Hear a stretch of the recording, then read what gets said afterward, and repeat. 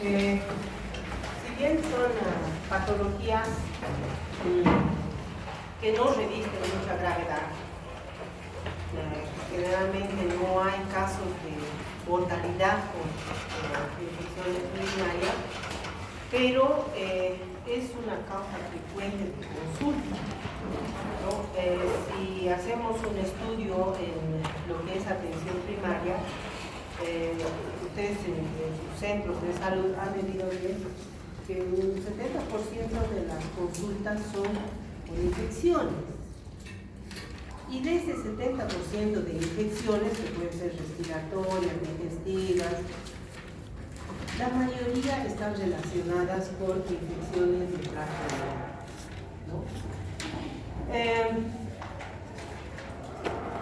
Dada la frecuencia y la importancia de estas patologías, no podemos dejar de lado y lo vamos a poner como un capítulo especial dentro de nuestro programa de microbiología. ¿Por qué se producen las infecciones del tracto urinario? Que frecuentemente se las conoce como infecciones del tracto urinario, ¿no? ¿Por qué se producen? Lógicamente se producen por una colonización de bacterias que pueden provenir ¿de dónde? De afuera o de adentro. Son sistémicas, bacterias que están produciendo, por ejemplo, una bacteremia y que por motivos de filtración y eliminación de la orina, estas pasan todo ese sistema urinario y se expresan a nivel de la orina, a veces sin necesariamente producir síntomas clínicos, como ser, por ejemplo, lo clásico que caracteriza las infecciones urinarias son la poliuria y la poliuria, o sea, deseo de orinar y ir frecuentemente a orinar. Así tenemos, por ejemplo, a la Salmonella typhi dentro de este grupo, que es una bacteria, hemos visto que frecuentemente da las llamadas fiebres entéricas, que hemos visto seguramente en la anterior semana, ¿no? Responsable de las fiebres tifoidea, de un cuadro febril importante, donde se conlleva a una bacteremia producida por esta bacteria, y lógicamente la bacteria se elimina también con la orina, y no es raro encontrar en cultivos a la Salmonella typhi como responsable de una infección urinaria asintomática. No necesariamente todas las infecciones urinarias son sintomáticas. La mayor frecuencia de infecciones urinarias están dadas por la vía externa. Es decir, que las bacterias ingresan al sistema urinario a través de la uretra distal, ¿no? La uretra distal, lógicamente, que se abre, si ustedes quieren, al medio externo, y esta exposición con el medio externo hace que esta parte del sistema urinario frecuentemente esté colonizado por bacterias que provienen ¿de dónde? De la piel, del ano y en las mujeres frecuentemente de la vagina, ¿no? Y esto hace que, si nos vamos a ver cuáles son los agentes responsables de las infecciones urinarias, en este caso, las infecciones por vía externa, vamos a ver en primer lugar a la Escherichia coli. Quiere decir enterobacterias, pero dentro de las enterobacterias está la Escherichia coli como principal agente responsable de las infecciones urinarias. Pero han visto que la Escherichia coli no es un solo serotipo. Existen muchas variedades de cepas o serotipos que están clasificados en base a ¿qué? A su antígeno somático y a su antígeno flagelar. Hemos hablado de cepas que son necesariamente productoras de diarreas porque ellas además portan algunos factores de virulencia, como son las enteropatógenas, las enterotoxígenas, ¿no? Y también tenemos cepas de E. coli que están relacionadas con infecciones urinarias que se las conoce con el nombre de uropatógenas.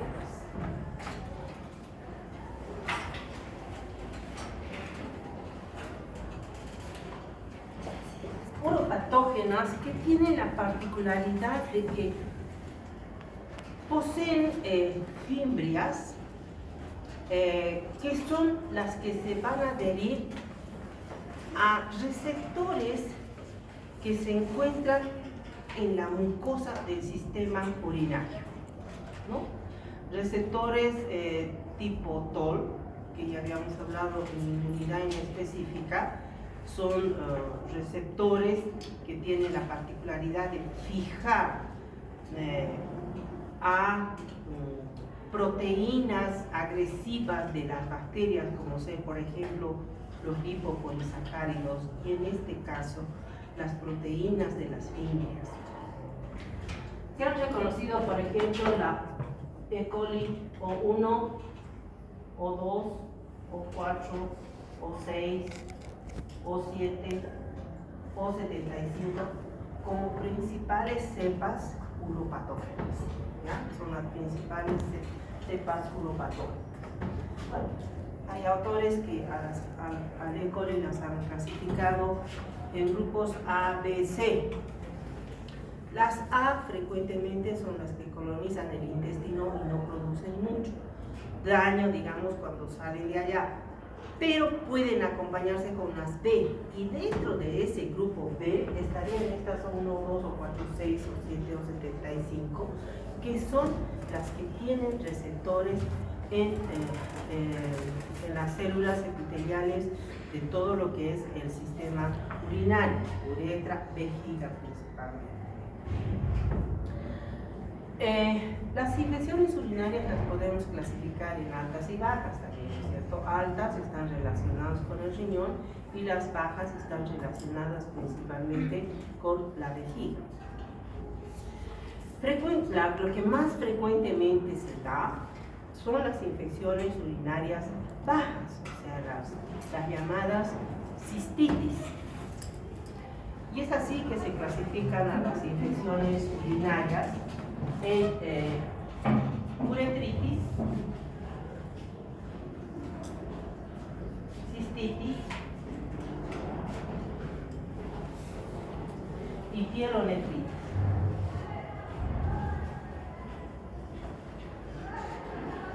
¿No? Uretritis si solamente comprometen a la uretra, y estas principalmente tienen que ver con lo que son infecciones de transmisión sexual, ¿no es cierto? Las cistitis pues están relacionadas con estas bacterias, donde les decía principalmente tenemos como agente etiológico a la E. coli. Sin embargo, pueden existir otras bacterias que producen infecciones urinarias. Si hacemos un estudio de categorización de las bacterias que producen infecciones urinarias, después de la E. coli estarían otras enterobacterias, principalmente Proteus, cualquiera de los dos, Proteus mirabilis o Proteus morgani, que más bien se lo ha incriminado a esta bacteria en problemas relacionados con cálculos renales. Porque esta especie bacteriana tiene la particularidad de tener una enzima que es una ureasa, que desdobla la urea en amoníaco, y esta hace que el pH de la orina, que normalmente es ácido, se vuelva alcalino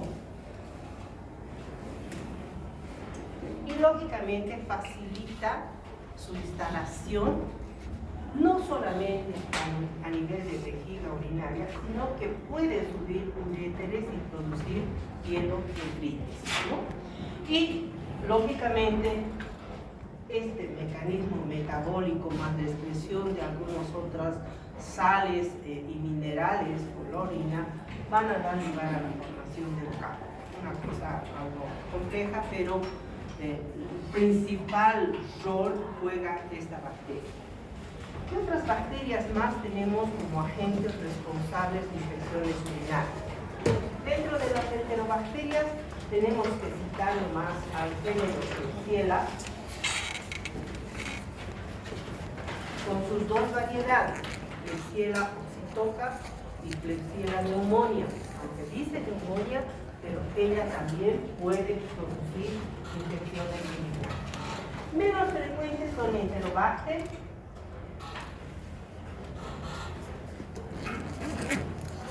Serratia, y vamos a hablar también de Pseudomonas, que no es una enterobacteria, pero que también está examinada como agente responsable de infecciones urinarias. Si nos fijamos hasta ahorita, solamente hemos nominado a bacilos gram negativos, principalmente enterobacterias, pero también son agentes responsables de infecciones urinarias cocos gram positivos.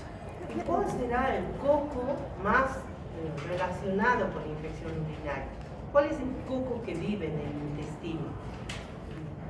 El enterococo, ¿no es cierto? El enterococo o Streptococcus gamma-hemolítico. Entonces, dentro de los cocos gram positivos tenemos al enterococo o Streptococcus gamma-hemolítico, no conocemos, es agente responsable de infecciones urinarias. Y tenemos al estafilococo también, pero no necesariamente el estafilococo aureus. Más frecuentemente relacionado con infecciones urinarias están los estafilococos coagulasa negativos. Dentro de los que tenemos a Staphylococcus saprophyticus,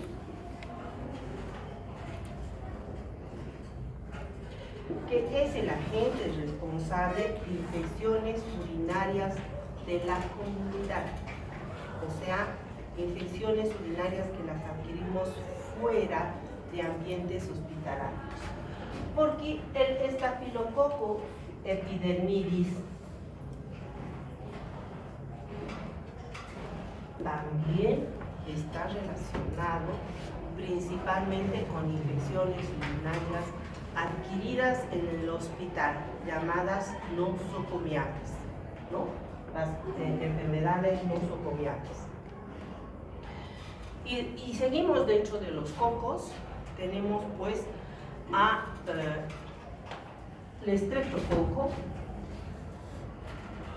beta hemolítico del grupo B, o llamado el agalactio, ¿no? Streptococcus agalactiae, que se lo considera patógeno muy importante, sobre todo en la mujer que cursa un embarazo, y que si se aísla este estreptococo en la orina produciendo bacteriuria asintomática, puede producir bacteriuria asintomática. ¿Qué quiere decir bacteriuria asintomática? Que podemos encontrar a la bacteria en la orina sin necesariamente acompañarse de los mecanismos de defensa inespecíficos, cual es la presencia de leucocitos polimorfonucleares que se conocen con el nombre de piocitos.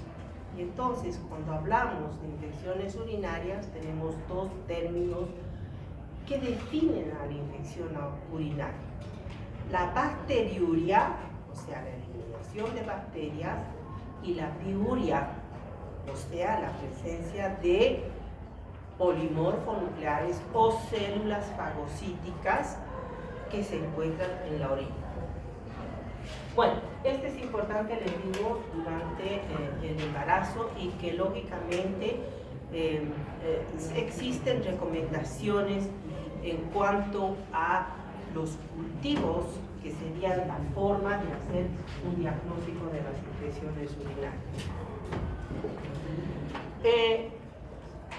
Aparte de estas, otras bacterias también están relacionadas con infecciones urinarias.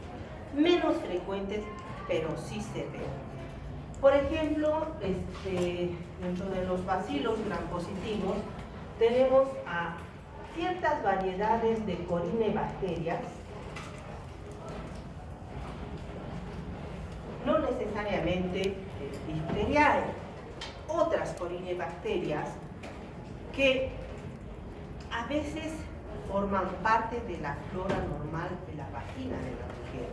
Y es a través de esa vía que estas bacterias pueden producir infecciones urinarias, así como también ciertas variedades de lactobacilos que se encuentran también formando parte de la flora normal vaginal de la mujer, ¿no? Bueno, vean ustedes, estos son prácticamente los principales microorganismos incriminados en infección urinaria. Si ustedes hacen un cultivo y les reportan esto, no crean que solamente Escherichia coli es la responsable de las infecciones urinarias. Tenemos variedad, porque estas pues forman parte de esa flora o intestinal o vaginal, y sabemos que por continuidad pues las infecciones urinarias se dan más que todo en la mujer, porque la uretra es corta, y más que todo durante ese periodo de actividad sexual, porque existen factores predisponentes para las infecciones urinarias. Y ahí vamos a hablar de cuáles son los factores predisponentes para las infecciones urinarias. Pues tenemos factores biológicos, hablemos así como factor biológico, las relaciones sexuales, el coito, ¿no es cierto? Aumenta la posibilidad de las infecciones urinarias, tanto en la mujer como en el hombre. Deficiencia de estrógenos, es biológico. Ciertas etapas de la vida tenemos estrógenos en menor cantidad, y esto como que facilita la adhesión de estas bacterias al epitelio del sistema urinario, ¿no? El uso de tampones vaginales, por ejemplo, el uso de diafragmas, el uso de sondas vesicales, ¿sí? También hay factores genéticos que predisponen a las infecciones urinarias. Se han hecho muchos estudios, por ejemplo, de personas que pertenecen al grupo Lewis y que tienen el antígeno P1 en sus glóbulos rojos, que no son secretores de anti-AS o anti-BES, y que predisponen a las infecciones urinarias. O sea, habría aquí un trasfondo genético, ¿no es cierto?, genético, que predispone a las infecciones urinarias. Hay cierto grupo de personas, a veces, por ejemplo, que tienen con mayor frecuencia infecciones urinarias que personas que no tienen. Lógicamente, déficit de factores inmunitarios. Y entre estos déficits de factores inmunitarios, se ha hablado mucho de una proteína que se secreta en los tubos colectores, que se llama la proteína de Tan-Horsfall.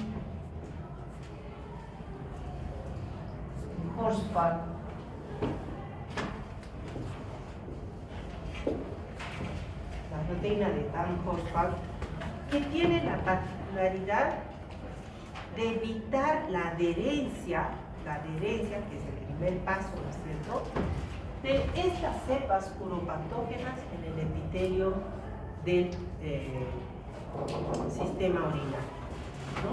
Hay personas que carecen de esta proteína y lógicamente son más susceptibles a las infecciones urinarias.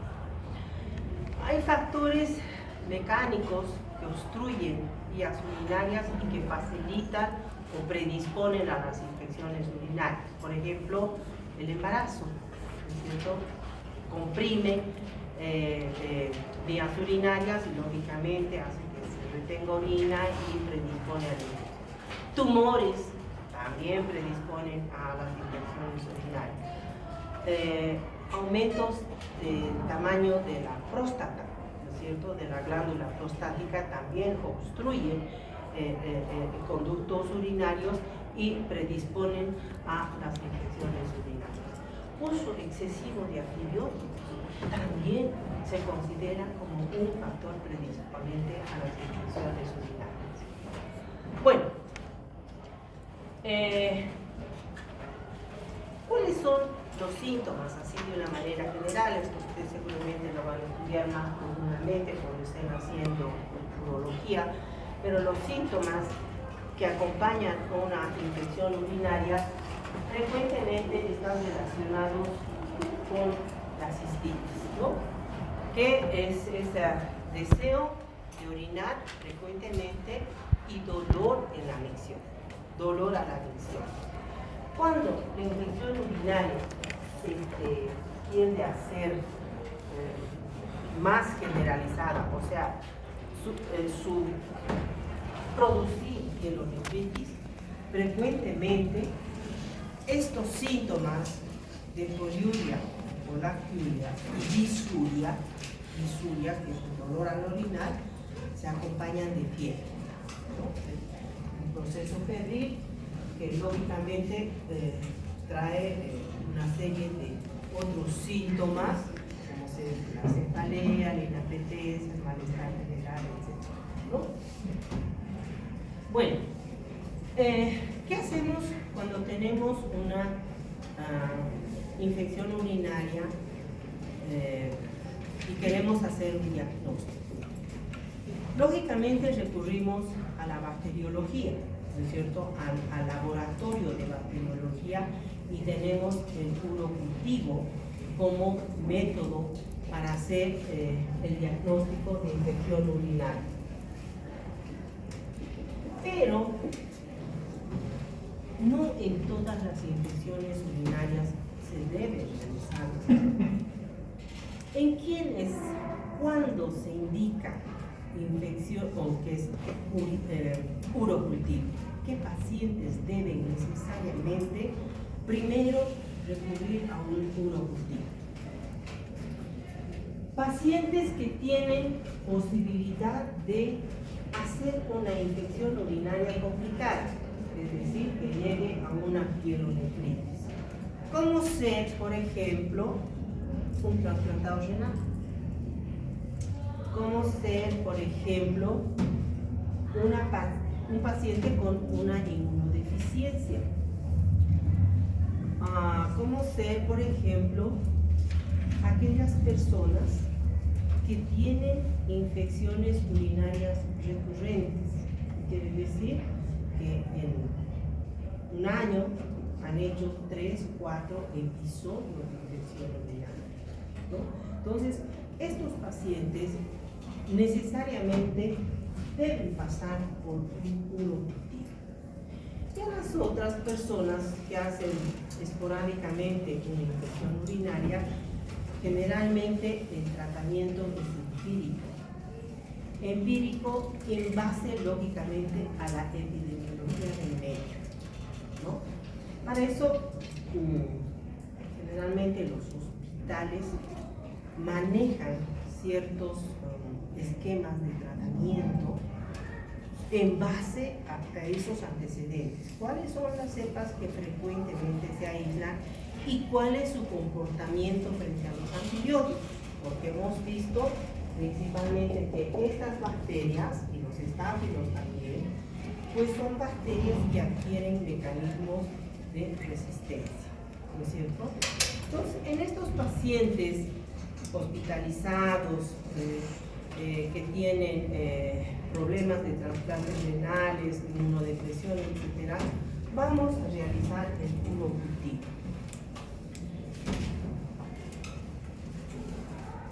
¿Y cómo interpretamos el urocultivo?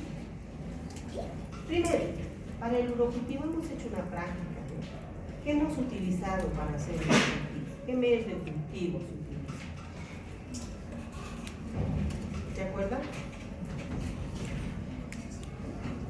Si queremos aislar esto, ¿qué vamos a utilizar? Enterobacterias. Vamos a utilizar un agar lactosado, ¿no? Un agar lactosado. Y si queremos aislar esta bacteria o estas bacterias, no van a crecer en el agar lactosado, entonces necesariamente tenemos que utilizar agar sangre. Agar sangre. Bueno, esos son los medios de cultivo. Existe uno llamado cistina, lisina, deficiente en electrolitos, que se llama agar-clet. ¿Ya? El agar-clet, que tiene la particularidad de tiene un indicador de pH, permite a través del color de sus colonias diferenciar entre enterobacteria y coco gram positivo principalmente, permite el crecimiento de todos ellos y evita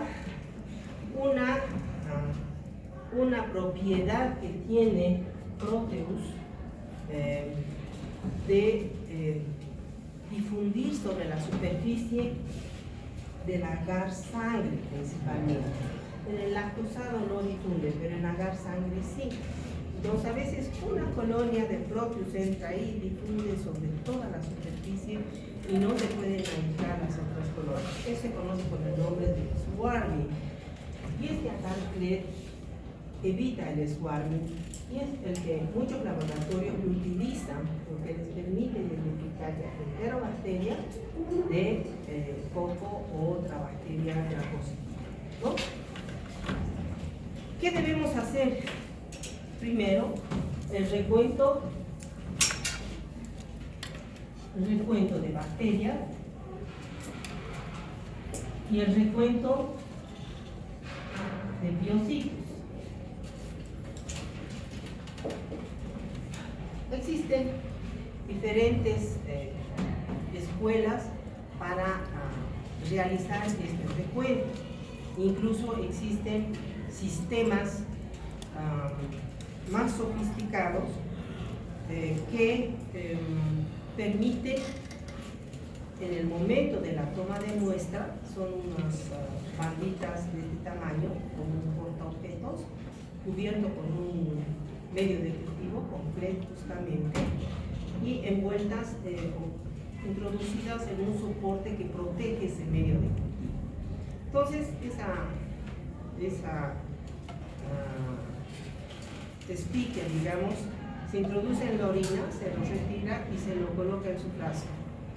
Y mientras se transporta al laboratorio, la bacteria ya se va incubando, eso se lo coloca en la estufa y se hace el recuento directamente en esos estilos, ¿no? Pero bueno, nosotros ¿cómo hacemos?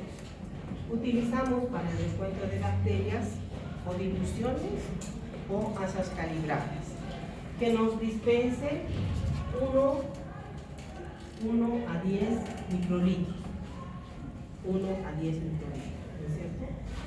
Y esta masa calibrada, vamos a utilizar para sembrar en el agar reforzado y en el agar sano, ¿no? Vaciando todo su contenido y lógicamente nos va a permitir hacer un control de bacterias. Cuando se habla de una bacteriuria significativa, si la recolección de la muestra ha sido por media micción, la bacteriuria significativa es cuando tenemos 100.000 unidades formadoras de colonias por mililitro, o 10 a las 5 unidades formadoras de colonias por mililitro. Ese es un valor que está establecido para hablar de bacteriuria sintomática o bacteriuria positiva. Sin embargo, existen otras formas de toma de muestra. No se olviden que podemos hacer sondajes vesicales y los sondajes vesicales van directamente a lo que es la vejiga y a través de la sonda sale la orina. En estos casos, recuentos por debajo de los 10 a las 5, qué sé yo, 100 o 10 a las 2, ¿no es cierto? Ya es significativo, porque hemos entrado a una cavidad que normalmente es externa. Pero no hay que hacer frecuentemente para tomar una muestra de orina a través de un sondaje para ver si hay o no hay infección. Hay indicaciones para hacerlo.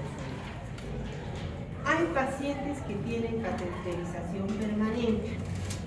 Estos pacientes que tienen una sonda permanente en la uretra, la muestra de orina se la debe recolectar por punción de la sonda, de la parte de arriba, ¿no es cierto? Y no del sitio por donde drena la orina, ¿no? Se funciona la sonda y es de allí que se debe tomar la muestra, y cualquier recuento bacteriano me significa bacteriuria significativa, ¿no? Es el recuento de colonias. El recuento de piocitos es otro factor importante para determinar la infección urinaria. Frecuentemente, ¿qué es lo que se hace? Se dispone de unas cámaras de recuento de células, ¿no es cierto?, donde se coloca un microlitro de la orina y se lleva al microscopio. Y allí en las celdas, en los 4 cuadrantes, se cuentan el número de piocitos que hay. Normalmente podemos encontrar en la orina un valor inferior a 10 leucocitos por mililitro. Inferior a 10 leucocitos por mililitro. Si no tenemos la cámara de Neubauer, que es la cámara donde se hace este recuento, se puede trabajar con orina centrifugada. La muestra de orina que se recolecta se coloca en un tubo de centrífuga, se la centrifuga durante 10 minutos a 500 revoluciones y el sedimento, se vacía toda la orina y el sedimento se coloca en un portaobjetos. Cubre objetos y se va al microscopio. Si encontramos 5 leucocitos, bueno, en una orina normal es posible encontrar valores inferiores a 5 leucocitos por mililitro. Pero esto es en orina centrifugada, ¿ya? En orina centrifugada. Entonces, esto me va a hablar de la piuria que debe acompañar a todo proceso infeccioso, ¿no? Y luego, lógicamente, hacemos la identificación y es conveniente, como estamos haciendo urocultivo en casos especiales, ¿no?, acompañar siempre de su antigrama. ¿Cuál va a ser el tratamiento? Lógicamente, el tratamiento manteniendo la epidemiología y el conocimiento de que las infecciones urinarias principalmente son debidas a enterobacterias y Escherichia coli, dependerá del hospital o del centro de salud donde se han visto la prevalencia, yo les había dicho, de los agentes más frecuentemente encontrados en urocultivos realizados con cierta frecuencia en los diferentes seres. Generalmente se utilizan antibióticos de amplio espectro, ¿no es cierto? Pero no nos olvidemos de que, o sea, ampicilinas, cefalosporinas de segunda, tercera, cuarta generación, ¿no es cierto? Penicilinas con inhibidores de beta-lactamasas, ¿no es cierto? Pero hay que empezar con tratamientos no tan agresivos si la infección urinaria ha sido adquirida en la comunidad, ¿no es cierto? Porque estamos haciendo un tratamiento empírico y se utilizarán, por ejemplo, una cefalosporina de tercera generación, o se puede utilizar ácido nalidíxico, una quinolona de primera generación, se puede utilizar nitrofurantoína, que es un antiséptico muy bueno, que lógicamente tiene efectos colaterales no muy beneficiosos, que a veces la gente no acepta ese tratamiento. Pero bueno, tenemos entonces otras penicilinas con inhibidores de beta-lactamasas, etc., ¿no? Bueno, eso para infecciones del tracto urinario. Las infecciones genitales. ¿Qué hablamos de infecciones genitales? De transmisión sexual. ¿Ustedes se acuerdan cuáles son las bacterias relacionadas con las enfermedades de transmisión sexual? Tal vez podríamos ir nombrándolas. Ustedes me van diciendo, vamos a hacer rápidamente una pequeña tabla. A ver, vamos, para que no se duerma. Neisseria gonorrhoeae. Neisseria gonorrhoeae. Otis. Treponema pallidum. Treponema pallidum. Klebsiella. No. No, hay una Klebsiella granulomatis. Klebsiella granulomatis.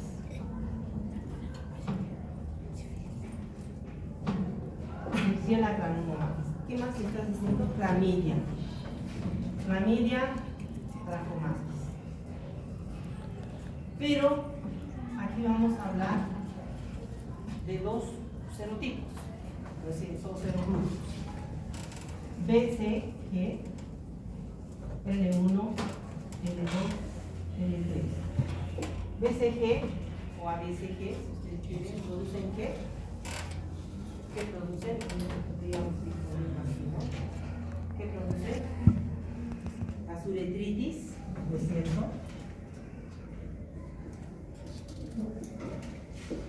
Igual que produce Neisseria gonorrhoeae, o sea, enfermedades de secreción purulentas. No hay úlceras, no hay nada, simplemente secreción. Treponema pallidum, ¿qué produce? Sífilis. Produce úlceras, la sífilis, ¿no? Bien, sífilis que se caracteriza por úlceras en su primera estadio. ¿Ves? Tenemos la sífilis primaria, la secundaria y la terciaria. Tenemos chancro,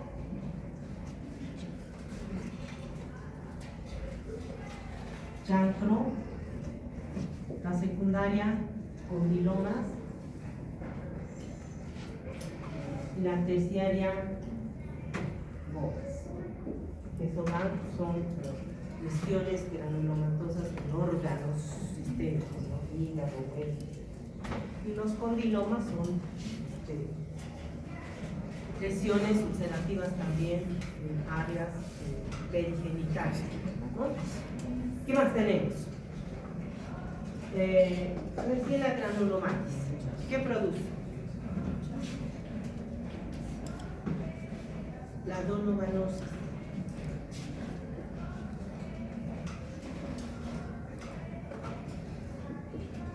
Que se caracteriza por una úlcera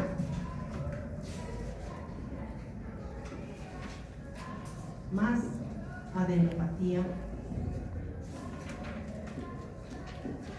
inguinal importante, ¿ya? Una úlcera en genitales o generalmente puede ser perianal, porque las enfermedades de transmisión sexual no solamente se limitan al área genital, ¿no es cierto?, sino también pueden estar relacionadas con la forma de relación sexual con lesiones perianales, incluso hasta faringe, ¿no es cierto?, en el caso de la medicina menstrual. Entonces, estamos aquí, Clamidia trachomatis, los serotipos ABC, dicho no que pone, ABC, y L1, L2, L3. ABC está relacionado con uretritis, como lo hace el Yersinia gonorrhoeae, ¿no? Y L1, L2 y L3 está relacionado con el linfogranuloma venéreo, ¿sí? Linfogranuloma venéreo. ¿Cómo se expresa el linfogranuloma venéreo? Igual que esta, una úlcera más una adenopatía inguinal importante. ¿Qué otro microorganismo más tenemos de transmisión sexual?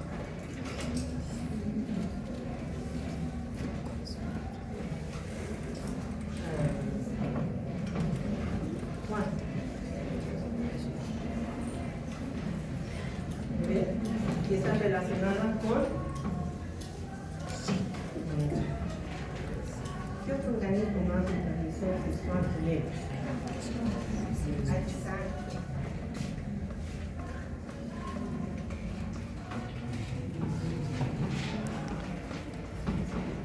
Papiloma virus, que está relacionado con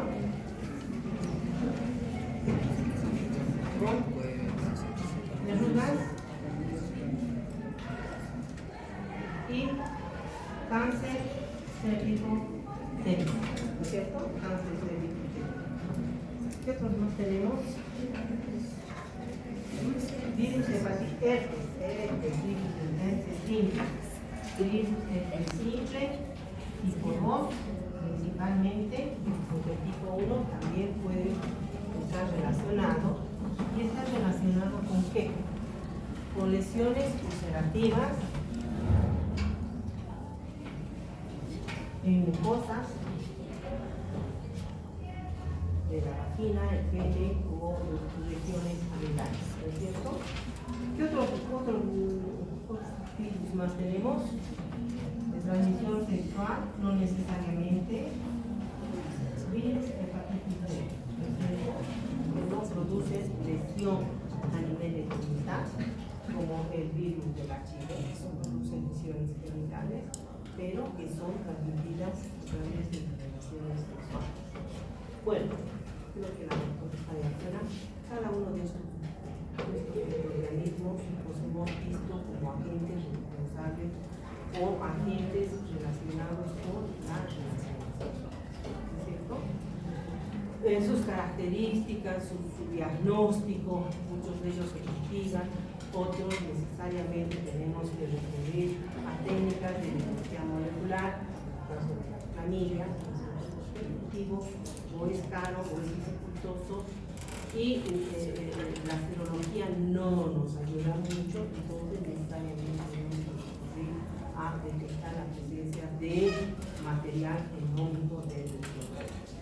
Y el tratamiento, lógicamente, está dado en función a tipo de microorganismo que produce estas enfermedades de transmisión sexual.